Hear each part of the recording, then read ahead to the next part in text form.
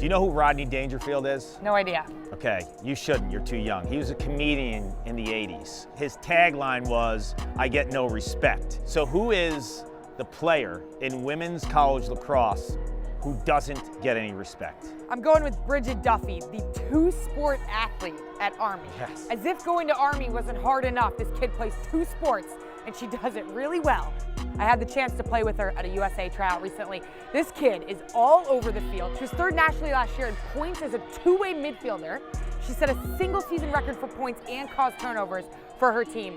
And she is a legitimate freak out there on the field. She can do everything. She scraps for every ground ball. She puts up ridiculous numbers on the offensive end. She also can shut down a matchup when she's on defense.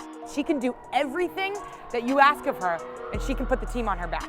Army West Point, two-sport athlete. Seems pretty lazy if you ask me. I mean, for me, on the men's front, I have to go with two. The first is Silas Richmond from Albany. He was not recognized as a top 50 player preseason. He's 6'4", he plays for the Albany Great Danes, and Scott Marr loves this Canadian. You think of a Canadian player, you think of the skill set of finishing inside. Richmond has the inside and outside game. He led the America East in goals last year with over 40, but he also had over 20 assists, so he's kind of a dual threat offensive player.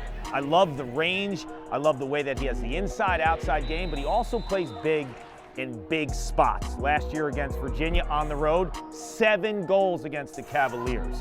The other player for me is Ryan Bell. He's only 5'8". He's an ex-attackman at Providence. He plays for Bobby Benson. Bobby Benson's one of the best offensive minds in the sport of lacrosse. So Bell's an extension of Benson on the field. He had over 40 assists last year. Sees the field beautifully. He is so good in terms of dissecting defenses, finding a finisher like Richie Joseph, who's his wingman. I just think Bell is one of those disrespected players, also not a top 50 player in the preseason. And at the end of the day, they don't get the respect they deserve.